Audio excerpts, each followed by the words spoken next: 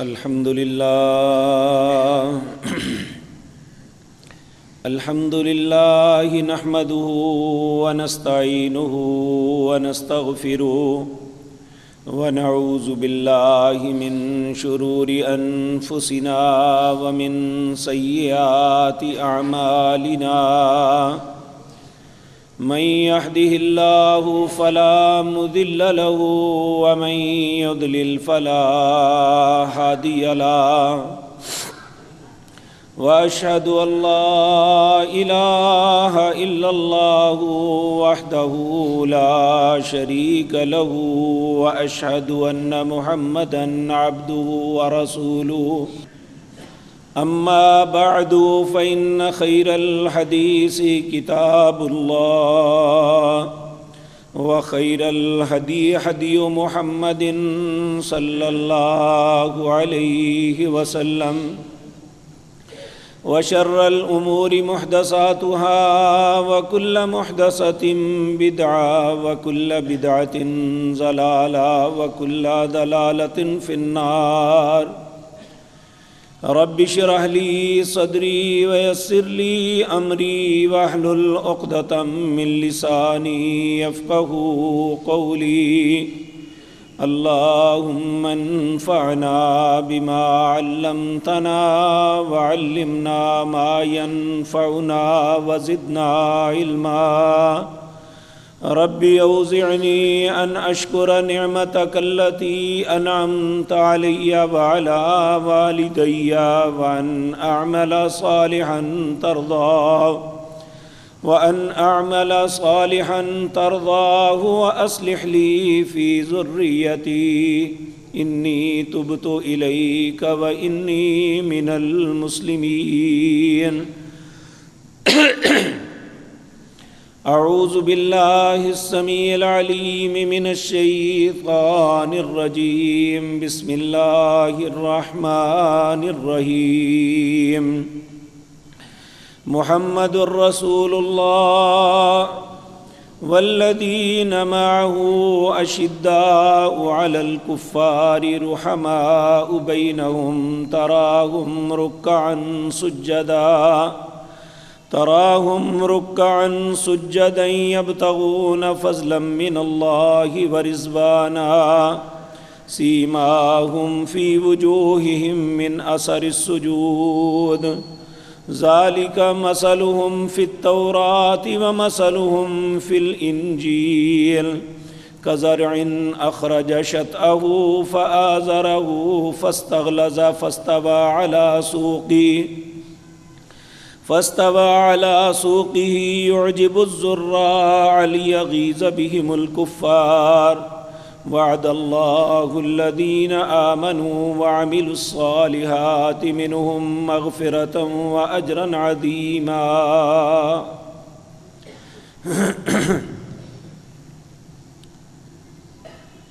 حضرات محترم، خلفائے ثلاثہ کے فضائل اور مناقب اور انہیں خلافت کس طریقے سے ملی، یہ ساری باتیں آپ کے سامنے اللہ کی توفیق سے عرض کی ہیں، اور ہمیشہ اس بات سے اجتناب کرتا رہا کہ اس سے آگے کوئی چیز بیان کروں، لیکن بہت سے دوستوں کا اصرار تھا کہ سیدنا علی رضی اللہ تعالی عنہ کے متعلق بھی بیان کیا جائے۔ یاد رکھیں، میں اللہ کے گھر میں کھڑے ہو کے یہ بات عرض کرتا ہوں، اس سے آگے جرأت صرف اس لیے نہیں پڑتی تھی کہ اس کے بعد بہت سے اختلاف اور قتل و غارت گری کا معاملہ ہوا تھا، جس میں کون غلط کون صحیح ایک طالب علم ہونے کی حیثیت سے میں یہ طاقت نہیں رکھتا کہ اس میں فیصلہ کر سکوں۔ اس کا سبب یہ ہے کہ اس میں شک کوئی نہیں ہے، سیدنا علی ایک پاک باز انسان، رسول اللہ کے ساتھی، صحابی، آپ کے داماد اور چچا زاد بھائی ہیں، لیکن آپ کی ذات کے متعلق امت میں دو لوگ گمراہ ہو گئے۔ ایک تو وہ لوگ ہیں جنہوں نے سیدنا علی رضی اللہ تعالی عنہ کی ذات کے معاملے میں غلو کیا، ان کی محبت کے اندر، ان کی عقیدت کے اندر اتنا بڑھاوا دیا کہ جھوٹ کی ساری حدوں کو کراس کر دیا، اور یہاں تک کہہ دیا کہ نعوذ باللہ دنیا کے اندر اگر اللہ کا روپ کسی نے دیکھنا ہے تو وہ علی کو دیکھ لے۔ اور یہ صرف اس وقت نہیں تھا، آج بھی ہے۔ پاکستان کے اندر ایک بہت بڑا مزار سندھ کے اندر ہے، اس مزار کا ماٹو یہ ہے، سرخ رنگ کا تکون جھنڈا، اس کے اوپر لکھا ہوتا ہے علی اللہ، نعوذ باللہ۔ اور اس مزار کے ماتھے پہ جو بورڈ ہے، اس میں اس بزرگ کا عقیدہ یہ بیان کیا گیا ہے کہ یہ حضرت علی رضی اللہ تعالی عنہ کو اللہ سمجھتے ہیں۔ یہ عقیدہ پیش کرنے والا، یہ تصور اور کانسیپٹ دینے والا عبداللہ بن سبا یہودی تھا۔ اور دوسرا گروہ اس کے برعکس ہے۔ یہاں ایک بات عرض کر دوں، بعض لوگوں نے یہ کلپ موبائل پہ دیکھا بھی ہوگا کہ ایک ہمارے ملک کا ایک مسلک کا ذاکر تقریر کرتے ہوئے یہ بات کہتا ہے کہ جب ابو طالب کے ہاں بیٹا پیدا ہوا تو اس نے اس وقت جو فالگیر لوگ تھے انہیں بلایا، انہیں کہا میرے بیٹے کا ذائچہ بناؤ۔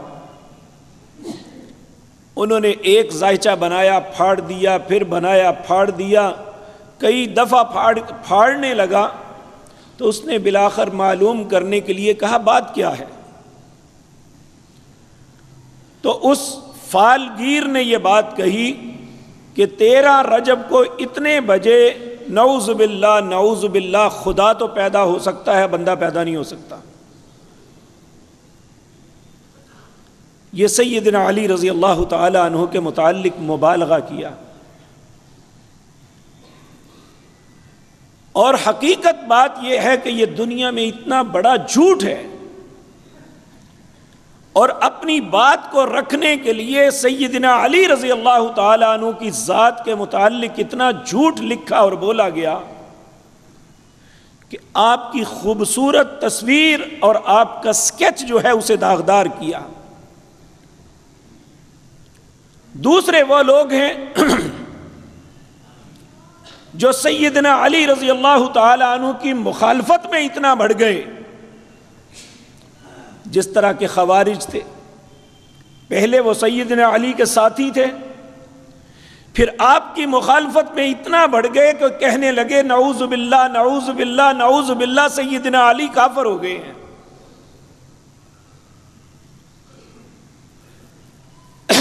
اور یہ لوگ ناسبی تھے، انہوں نے بھی اتنا سیدنا علی کے خلاف لکھا، تاریخ کی کتابوں کو گند سے بھر دیا۔ حالانکہ سیدنا علی رضی اللہ تعالی عنہ نے دونوں جو نظریات بنا چکے، ان سے بلند تر اور ان سے بری ہیں۔ سیدنا علی رضی اللہ تعالی عنہ نہ مخالفوں کی مخالفت کا شکار بننے والی ذات ہے، اور نہ جو لوگ محبت اور عقیدت میں آسمان کی بلندیوں تک پہنچاتے ہیں، نہ سیدنا علی رضی اللہ تعالی عنہ کا ان کے ساتھ کوئی تعلق ہے۔ اور یاد رکھیں، آج مسلمانوں کے اندر جب بھی بات سیدنا علی کی جاتی ہے تو تاریخ کے ان روایات کو لیا جاتا ہے جن کا سر پیر ہی کوئی نہیں ہے۔ لیکن ہم قبول کرتے ہیں۔ پہلی بات، سیدنا علی تھے کون؟ نبی کریم صلی اللہ علیہ وسلم کے چچا ابو طالب کے بیٹے تھے۔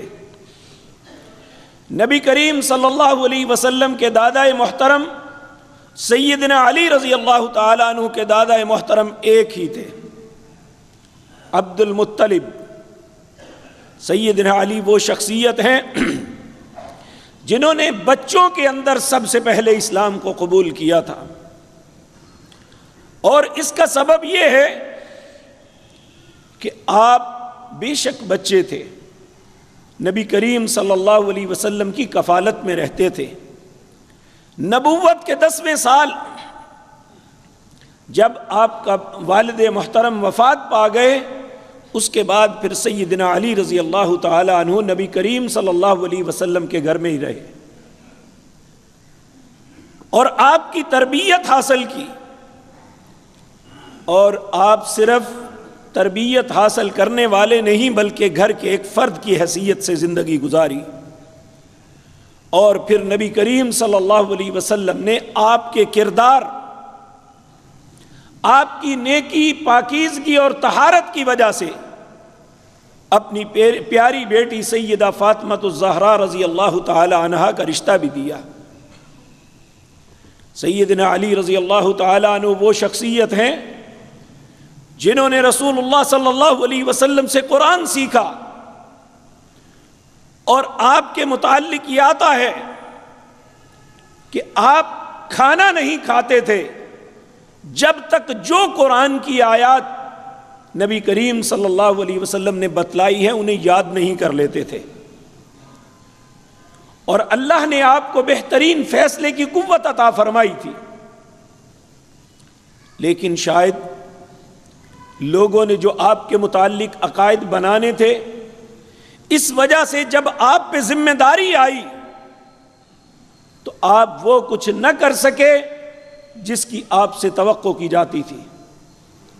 جب سیدنا عثمان رضی اللہ تعالی عنہ کو شہید کر دیا گیا تو لوگ سب کے سب یہ سمجھتے تھے کہ سیدنا عثمان کے بعد اگر کوئی شخصیت عالم اسلام کے اندر ہے تو وہ سیدنا علی بن ابی طالب رضی اللہ تعالی عنہ کی ہے، اس لیے اب خلافت کی بھاگ دوڑ انہیں سنبھالنی چاہیے۔ اور ایک بات یہ بھی تھی کہ کچھ لوگ سیدنا سعد بن وقاص کی طرف گئے، کچھ لوگ حضرت طلحہ کی طرف گئے، کچھ لوگ عبد الرحمن بن عوف کی طرف گئے، سب نے کہا ہم تو وڈرا ہو چکے ہیں، ہم خلافت سے دستبردار ہو گئے تھے۔ سیدنا عثمان کو جب خلافت ملی، اب سیدنا عثمان نہیں رہے تو پھر اب علی باقی ہیں، انہی کے ہاتھ پہ بیعت کر کے انہیں اپنا خلیفہ منتخب کر لو۔ جب لوگ سیدنا علی کے پاس گئے تو سیدنا علی رضی اللہ تعالی عنہ آپ نے فرمایا ابھی سیدنا عثمان کی لاش پڑی ہوئی ہے، اور میں یہ کام اس وقت تک نہیں کروں گا جب مسلمان سر عام آ کے اس بات کا اعلان نہیں فرمائیں گے۔ میرے عزیز بھائیوں، 5 دن کے بعد جب سیدنا عثمان کی تدفین ہو گئی، سارے معاملات ختم ہو گئے، تو ایسے وقت میں 5 دن تک مدینہ منورہ کی جو قیادت اور سیادت کا معاملہ تھا وہ ایک بدبخت انسان غافقی بن حرب، یہ بصرہ کا رہنے والا تھا، یہ سیدنا عثمان کو قتل کرنے والوں میں پیش تھا، اس نے مدینے کے کنٹرول کو سنبھالا ہوا تھا۔ یہ امت کے لیے بہت بڑے فتنے کا سبب بننے والے لوگ تھے۔ انہوں نے 5ویں دن حضرت علی رضی اللہ تعالی عنہ کے ہاتھ پہ خلافت کی بیعت کی، اور جب یہ لوگ چاروں طرف نظر آنے لگے تو پھر بعض صحابہ یہاں سے توقف کیا۔ حضرت طلحہ، حضرت زبیر بن عوام رضی اللہ تعالی عنہما اور بہت سے صحابہ انہوں نے مدینہ چھوڑا اور مکے کی طرف چلے گئے کہ یہ لوگ انہوں نے سیدنا علی کے ارد گرد معاملہ کر لیا ہے، یہ تو اسلام کے لیے بہت خطرناک معاملہ ہے۔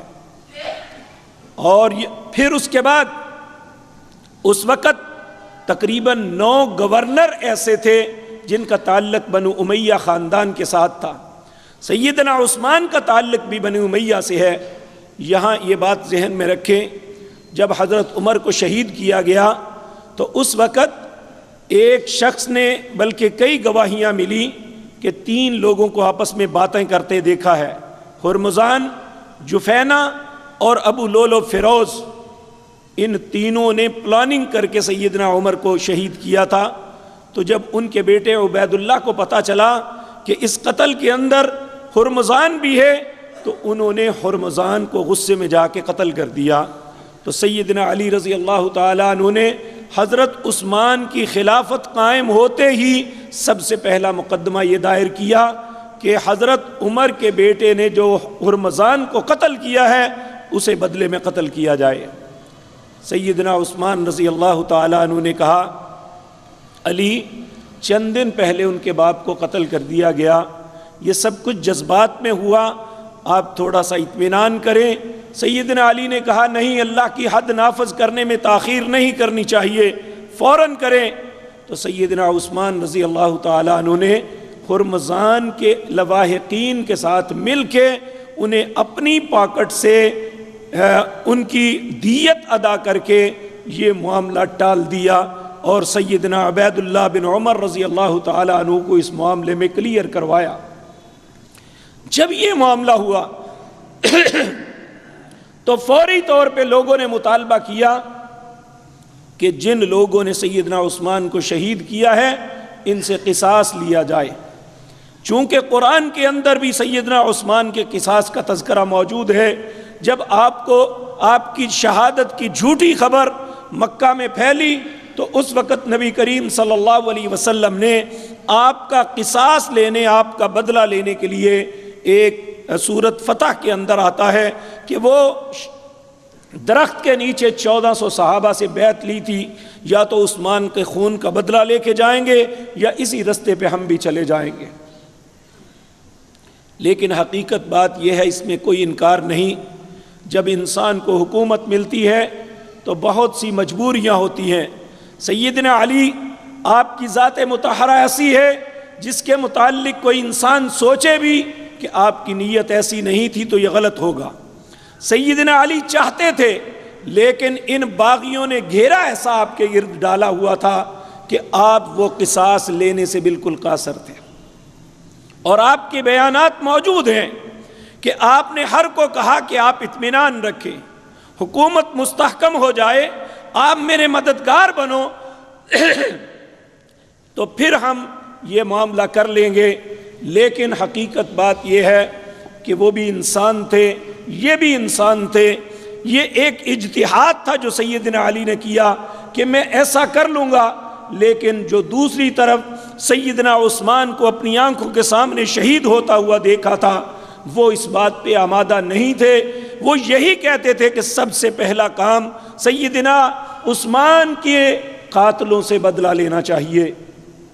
اسی بات کو یہ چلتے چلتے اتنا بڑھ گئی کہ یہ لوگ سارے مکے میں اکٹھے ہو کے پھر وہاں سے بصرہ چلے۔ انہوں نے اپنے ساتھ اماں جی عائشہ صدیقہ رضی اللہ تعالی عنہا کو لیا۔ ادھر سیدنا علی بھی مدینہ سے نکلے، یہ کوفے کی جانب چل پڑے۔ ایسے وقت میں حضرت علی کے بڑے بیٹے سیدنا حسن رضی اللہ تعالی عنہ نے کہا، اے میرے بابا، میری آپ سے التجا ہے، آپ ان لوگوں کے کہنے پہ لگ کے آپ مدینہ کو نہ چھوڑیں۔ اگر مدینہ سے چلے گئے تو یاد رکھیں خلافت واپس مدینے میں کبھی نہیں آئے گی، کیونکہ رسول اللہ صلی اللہ علیہ وسلم نے فرمایا تھا جب ایک دفعہ مدینے سے خلافت نکل گئی پھر قیامت قائم ہو جائے گی، خلافت واپس مدینے میں نہیں آئے گی۔ یہاں میں ایک طالب علم کی حیثیت سے میں مجبور ہوں کہ میں کوئی ایسا لفظ نہیں کہہ سکتا کہ میں اللہ کی بارگاہ میں مجرم بنوں، کیونکہ میں سیدنا علی کے قدموں کے نیچے آنے والے ذروں کے برابر بھی اپنے آپ کو نہیں سمجھتا۔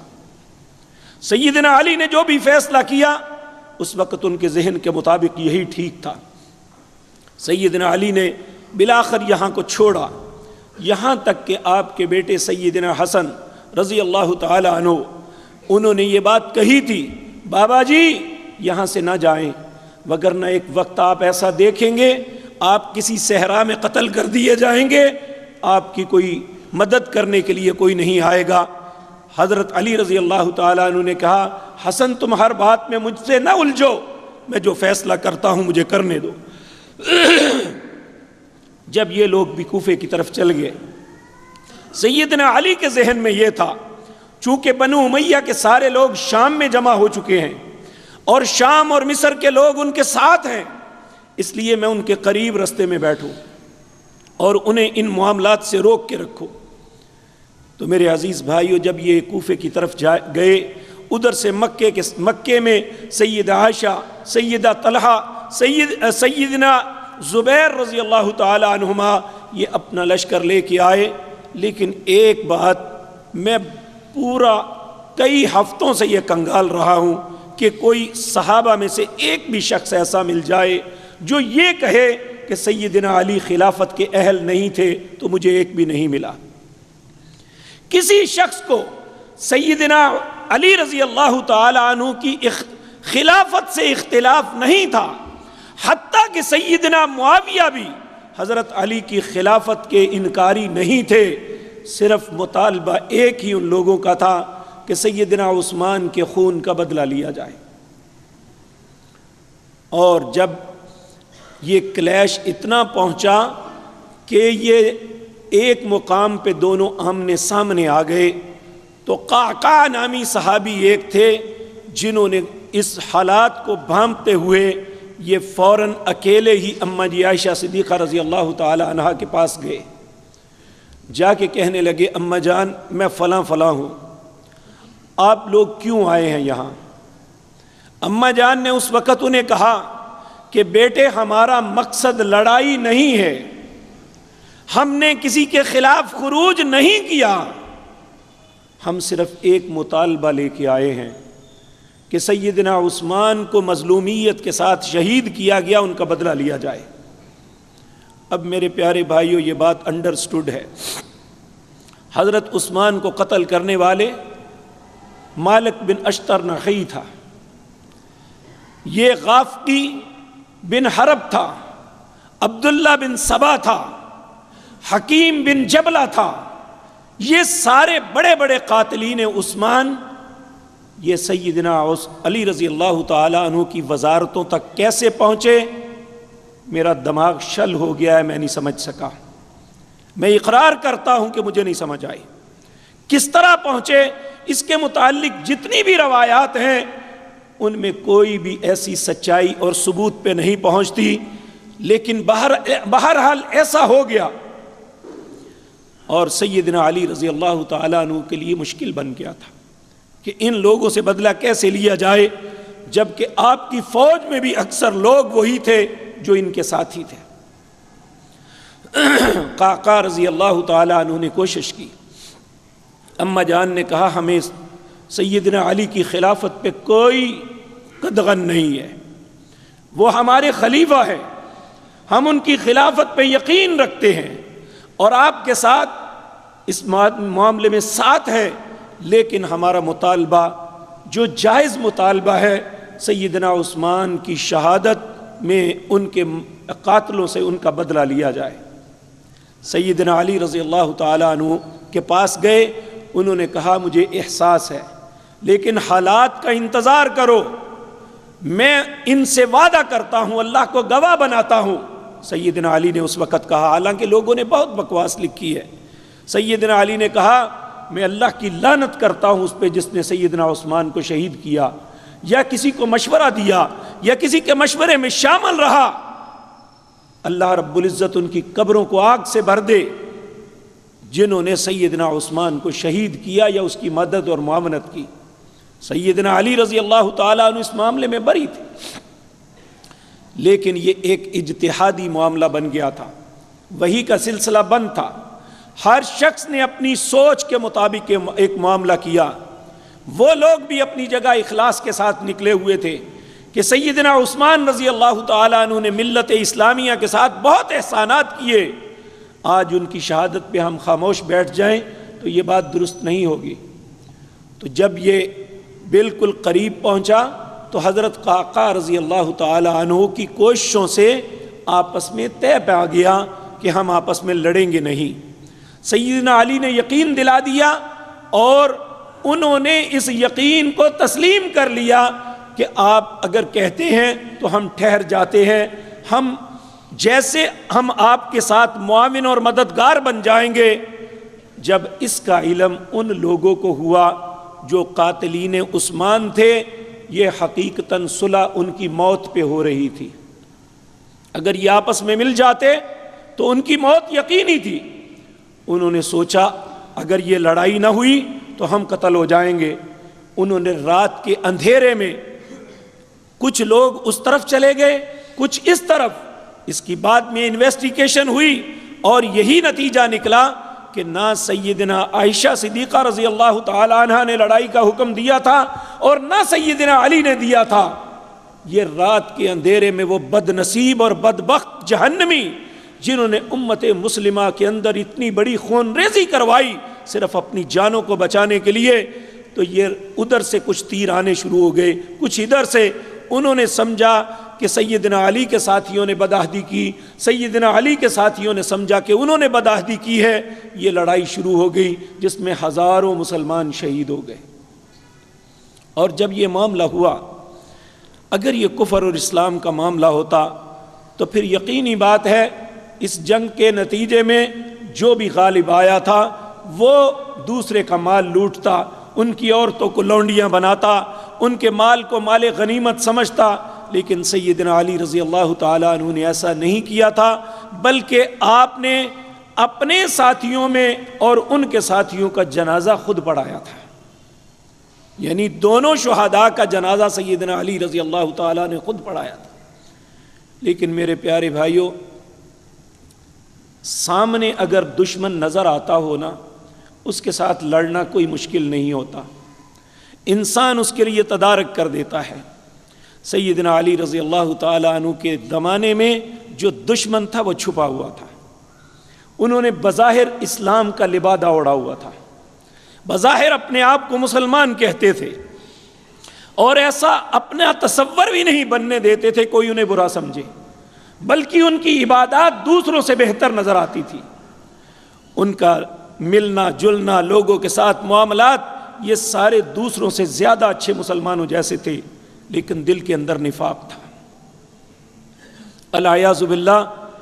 اسی طرح پھر آگے چل کے سیدنا معاویہ رضی اللہ، جب یہ معاملہ نہ چلا تو سیدنا معاویہ چونکہ سیدنا عثمان کے قریب ترین تھے، دوسرا معاملہ انہوں نے یہ کروانے کی کوشش کی کہ سیدنا علی کو کہا معاویہ کو معزول کر دو۔ حضرت عمر کے دور میں، حضرت ابوبکر کے دور میں سیدنا معاویہ شام اور سارے علاقوں میں ان کے فاتح بھی تھے اور وہاں بہترین حکومت سازی کر رہے تھے۔ انہوں نے کہا سیدنا معاویہ کو معزول کر دو۔ سیدنا علی نے پیغام بھیجا تو سیدنا معاویہ نے ایک ہی مطالبہ کیا کہ میں معزول ہونے کے لیے تیار ہوں، لیکن آپ نے جو وعدہ فرمایا تھا کہ سیدنا عثمان کے خون کا بدلہ آپ وہ لے لیں، دوسرے دن مجھے معزول سمجھیں۔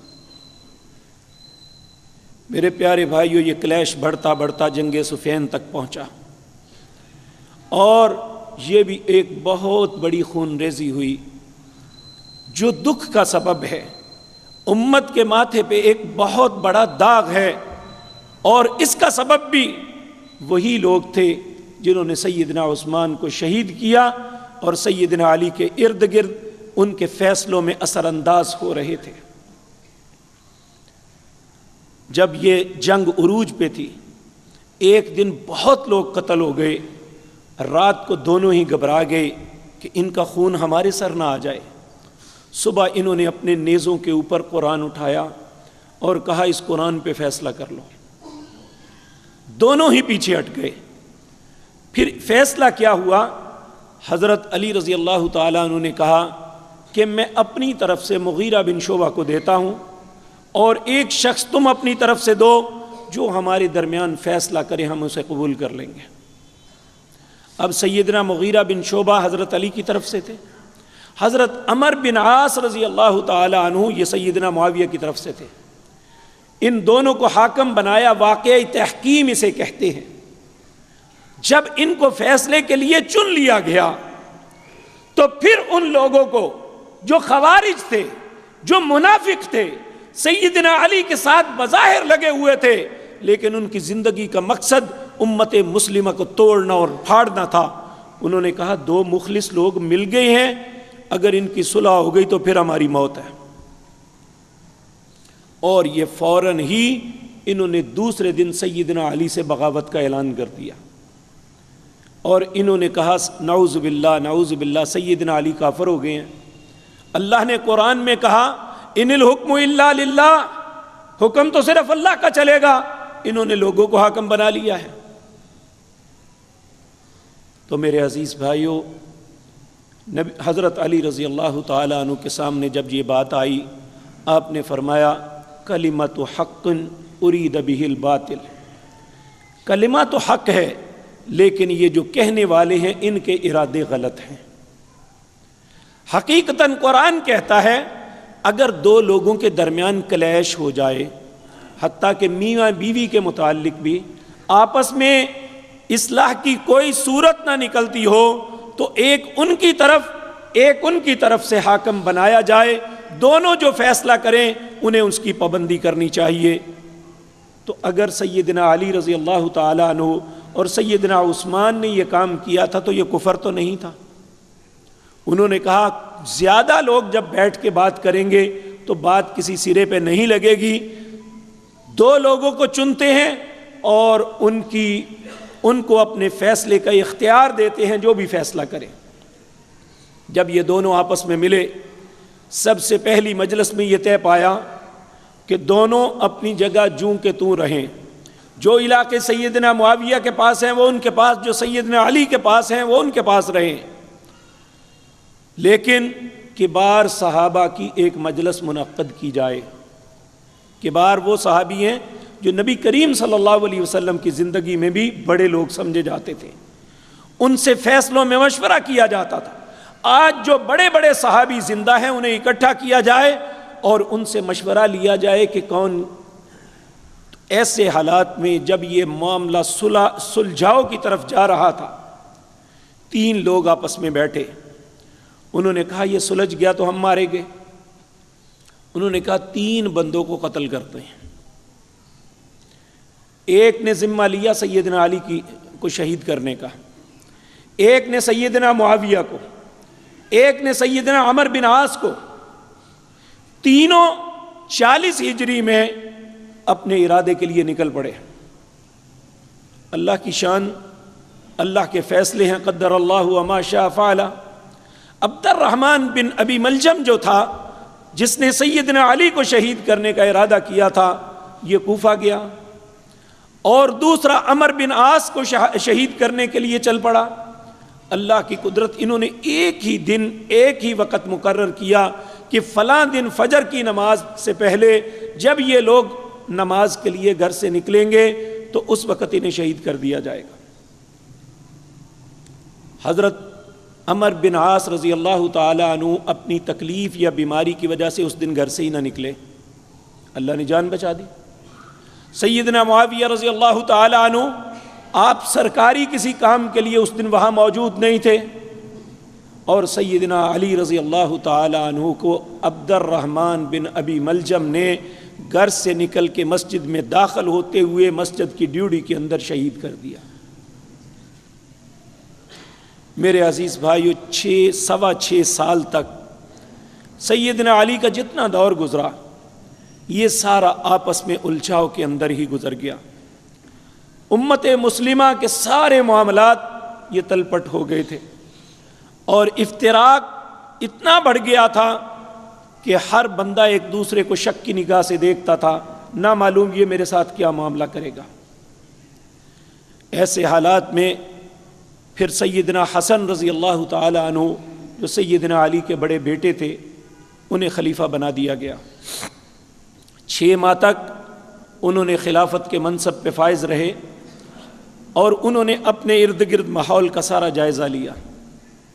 جب آپ نے سمجھا کہ جن لوگوں نے میرے بابا کو ان معاملے میں الجھائے رکھا وہ میرے ساتھ بھی خلوص دل کے ساتھ تعاون نہیں کر رہے۔ انہوں نے ایک خط لکھا سیدنا معاویہ کو، کہا چچا کیا ہم بیٹھ کے آپس میں صلح نہ کر لیں؟ اگر میری کچھ شرائط مانے تو میں صلح کے لیے آپ سے بات کرنے کے لیے تیار ہوں۔ سیدنا معاویہ رضی اللہ تعالیٰ عنہ کو جب یہ خط ملا تو انہوں نے ایک سفید کاغذ اس وقت چمڑے کا ہوتا، اس کے اوپر سائن کر دیے سفید کاغذ پہ اور بھیج دیا ایلچی کو کہ جاؤ میرے بھتیجے سیدنا حسن کو کہو کہ جو تمہاری شرائط ہیں لکھو، میں ہر شرط پہ صلح کرنے کے لیے تیار ہوں۔ سیدنا حسن بن علی رضی اللہ تعالیٰ عنہ نے اپنی شرائط لکھی اور دوبارہ بھیجی، میری یہ شرائط ہیں، یہ مانتے ہو صلح کے لیے بیٹھے؟ سیدنا معاویہ رضی اللہ تعالیٰ عنہ نے کہا کہ مجھے پڑھنے کے بغیر آپ کی ہر شرط قبول ہے، اس معاملے کو ختم ہونا چاہیے، مسلمانوں کی بہت سی خون ریزی ہو چکی ہے۔ تو سیدنا حسن رضی اللہ تعالیٰ عنہ نے کہا اگر چچا آپ کو یہ شرائط منظور ہے تو میں خلافت سے وڈرا ہوتا ہوں اور خلافت کا چوغا آپ کے گلے میں پہناتا ہوں۔ پھر سیدنا معاویہ رضی اللہ تعالیٰ عنہ امیر المومنین خلیفۃ المسلمین بنے، اور یہاں یاد رکھے 20 سال تک سیدنا معاویہ نے حکومت کی۔ یہاں میں ایک بات عرض کر دوں، نبی کریم صلی اللہ علیہ وسلم نے بھی بنو امیہ پہ حکومت کے معاملے میں جتنا اعتماد کیا تھا کسی پہ نہیں۔ نبی صلی اللہ علیہ وسلم نے اپنی زندگی میں مکہ کا گورنر جسے بنایا وہ بنو امیہ سے تھا، ابو سفیان، اور آپ نے بحرین کا گورنر بنایا سعید بن عاص کو، وہ بنی امیہ سے تھے۔ 7 گورنر ایسے تھے جو نبی کریم صلی اللہ علیہ وسلم کے زمانے میں کبار صحابہ ہونے کے باوجود آپ نے ان کو یہ منصب دیا۔ اس کا سبب یہ تھا کہ بنو امیہ سال ہر سال سے حکومتیں کرتے آ رہے تھے، حکومت بانی کا تجربہ انہیں زیادہ تھا، تقوی طہارت اس میں بہت سے لوگ ان سے بہت بلند ہیں، لیکن ہر بندے کا ایک فن ہوتا ہے۔ اب ایک عالم دین کو کوئی کہے جا کے بازار میں دکان ڈال دو تو اسے تو نہیں پتا ہوگا کہ کاروبار کیسے کرنا ہے، یا ایک کاشتکار کو یہ کہے جا کے فیکٹری میں بیٹھ جاؤ تو وہ تو نہیں فیکٹری چلا سکے گا۔ اسی لیے تقوی طہارت پاکیزگی یہ بلندی اپنی جگہ، لیکن جو جس فن کا ماہر ہوتا ہے وہی کام کر سکتا ہے۔ اور حالات نے بتایا سیدنا معاویہ رضی اللہ تعالی عنہ نے اپنی حکمت، دانائی اور عقل مندی کے ساتھ پورے عالم اسلام کے اندر ایسے طریقے سے امن و امان کو بحال کیا کہ کوئی اس کے بعد خون نہیں بہا تھا آپس میں، اور اسلامی حکومت پھیلتی چلی گئی، یہاں تک کہ ادھر ہند کے سمندروں تک، بحرہ ہند تک، ماوراء النہر، رشیا کی دور دراز ریاستوں تک اور افریقہ کے دور دراز جنگلوں تک سب جگہ مسلمانوں کی حکومت قائم ہو گئی، ایک امن و امان کا گہوارہ بن گیا۔ وہ سارے فتنے دبا دیے گئے جنہوں نے سیدنا عثمان کی شہادت کے بعد سر اٹھایا تھا۔ لیکن میرے عزیز بھائیوں، امت کے دلوں میں وسواس ڈالنے کے لیے، خدشات ڈالنے کے لیے یہ دونوں گروہوں نے بڑی محنت کی ہے۔ وہ لوگ جنہوں نے سیدنا علی رضی اللہ تعالیٰ عنہ کے معاملے میں غلو کیا، اور وہ لوگ جنہوں نے سیدنا علی کی مخالفت کی، انہوں دونوں نے لکھنے میں اور بیان کرنے میں جھوٹ زمین و آسمان کے سارے کلابے ملا دیے۔ آپ ذرا تصور کریں، آج جو لوگ سیدنا علی کا نام لے کے نعرے لگاتے ہیں، یہ جو مختلف ملنگ بنے ہوئے ہیں، کیا سوچ آئے گی ہمارے ایک نوجوان کے؟ کیا یہ جو سیدنا علی سے محبت کا دعویٰ کرتے ہیں، کیا سیدنا علی ایسے ہوں گے؟ جن نے گھنگرو باندھے ہوئے ہیں، نماز کے کبھی قریب نہیں گیا، جسم سے بدبو کا تعفن اٹھ رہا ہے اور زبان سے گالیاں اور گندگی بک رہا ہے، کیا سیدنا علی کا سیرت یہ تھی؟ العیاذ باللہ، اللہ رب العزت نے سیدنا علی کی تعریف کرتے ہوئے یہ بات کہی تھی، تراہم رکعا سجدا، یہ میرا ایک ایسا بندہ ہے جو رکوع اور سجدوں کے نشان اس کے چہرے پہ نظر آتے ہیں۔ سیدنا علی رضی اللہ تعالی عنہ وہ ہیں جنہوں نے اپنی جان تک رسول اللہ صلی اللہ علیہ وسلم کے حکم کے مطابق ہتھیلے پہ رکھے، آپ نے ہجرت کی، کہا میرے بستر پہ آپ سوئیں گے، آپ نے اپنی جان کی پرواہ نہیں کی، نبی کریم صلی اللہ علیہ وسلم کے بستر پہ سوئے۔ لوگوں نے پوچھا علی آپ کو خوف نہیں آیا؟ تو سیدنا علی کا ایمان دیکھیں، آپ نے کہا نبی کریم نے کہا تھا آج کی رات میرے بستر پہ سونا، صبح آ جانا۔ جب انہوں نے مجھے یہ کہا تھا نا آ جانا، تو مجھے یقین تھا میری موت نہیں آئے گی، میں جاؤں گا۔ یہ ایمان تھا سیدنا علی رضی اللہ تعالی عنہ کا۔ اور سیدنا علی رضی اللہ تعالی عنہ وہ پاک باز شخصیت ہیں۔ میرے بھائیو، ہم اپنے جھوٹ کی وجہ سے انہیں دو گروہوں میں بانٹتے ہیں۔ جب روم کے بادشاہ نے جنگ صفین کے موقع پر حضرت امیر معاویہ رضی اللہ تعالی عنہ کو خط بھیجا کہ تمہارے خلیفہ تمہاری مخالفت میں حد سے بڑھ گئے ہیں، اگر تم کہو تو میں تمہاری مدد کے لیے آتا ہوں، تو سیدنا معاویہ نے کیا جواب دیا تھا؟ اور روم کے کتے، تیری یہ جرت، میں اور میرے بھائی کا آپس میں گھر کا معاملہ ہے، اگر تو نے آئندہ ایسی بات کی یا کوشش کی، میں اپنے بھائی کے قدموں میں جا کے اس سے صلح کر کے تیرے خلاف آؤں گا اور ہر میدان میں تیرے ساتھ لڑوں گا، مجھے تیری مدد کی کوئی ضرورت نہیں ہے۔ اور پھر یاد رکھیں میرے عزیز بھائیوں، اس موضوع کو سمیٹنے کے لیے آخری بات عرض کرتا ہوں۔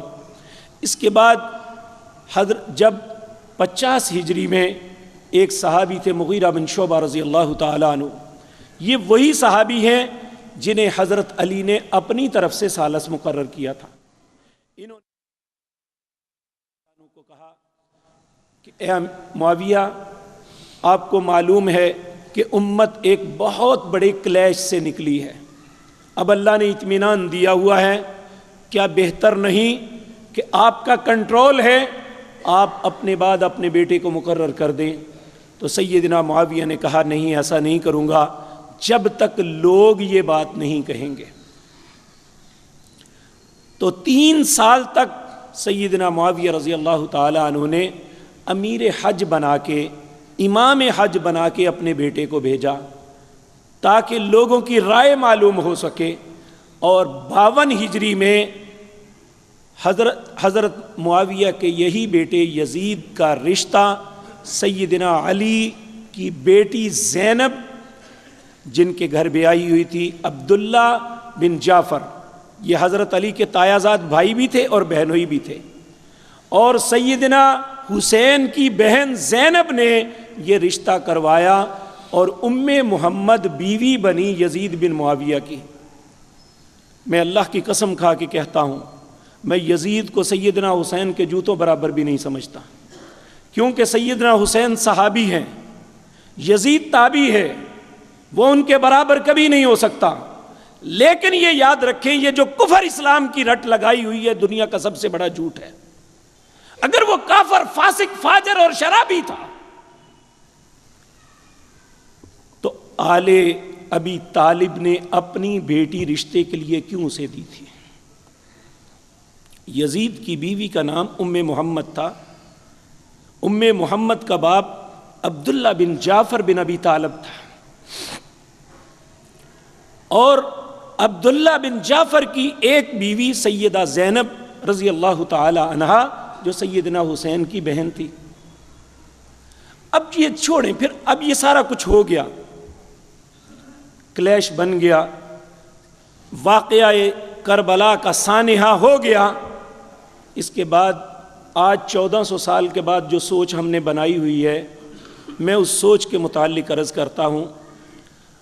یزید کا بیٹا ایک خالد تھا جو علم کیمیا میں بہت مہارت رکھتا تھا۔ آج بھی دنیا کی یونیورسٹی میں علم کیمیا کے ابجد جو سکھائے جاتے ہیں وہ اسی کے ایجاد کردہ ہے۔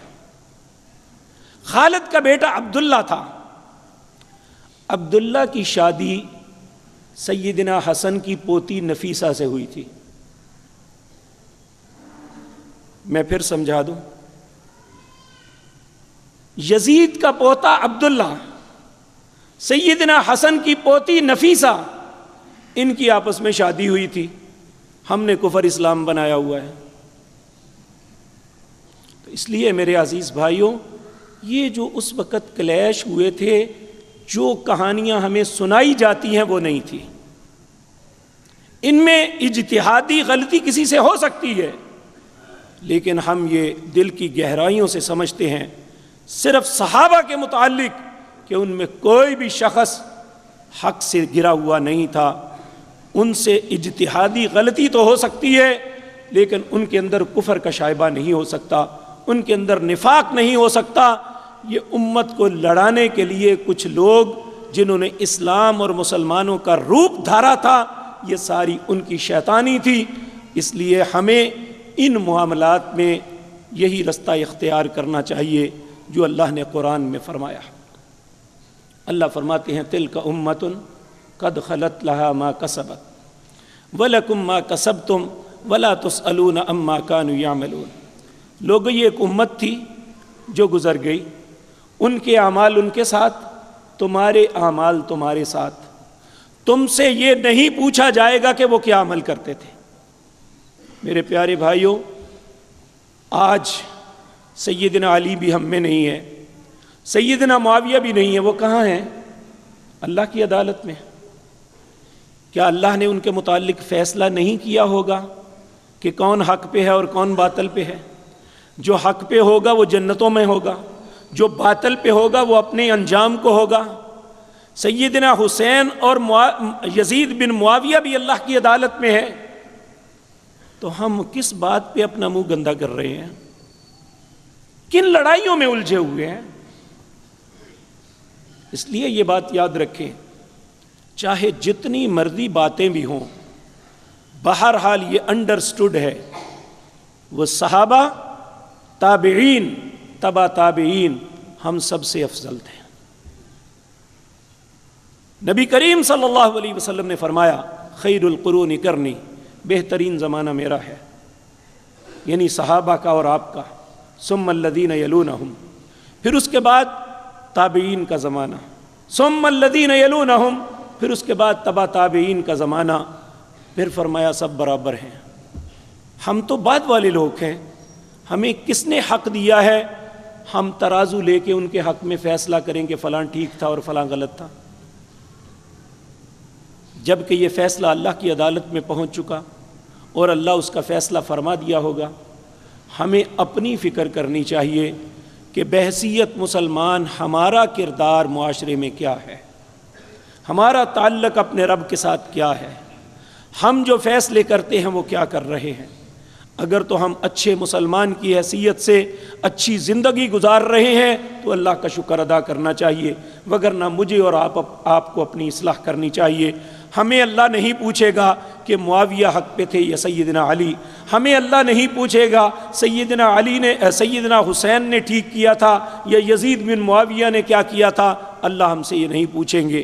اللہ نے جو ہم سے پوچھنا ہے وہ یہ ہے کہ تم نے اپنی زندگی گزاری، بتا جوانی کہاں گزاری، بتا زندگی کہاں گزاری، بتا مال کہاں سے کمایا، بتا خرچ کہاں کیا، جو کچھ تمہیں علم تھا اس پہ عمل کہاں تک کیا۔ ہمارا سوال و جواب تو یہ ہے، ہمیں اس کے لیے تیاری کرنی چاہیے۔ اللہ رب العزت ہمیں ہدایت اور سمجھ نصیب فرمائے۔ اقول قولی ھذا واستغفر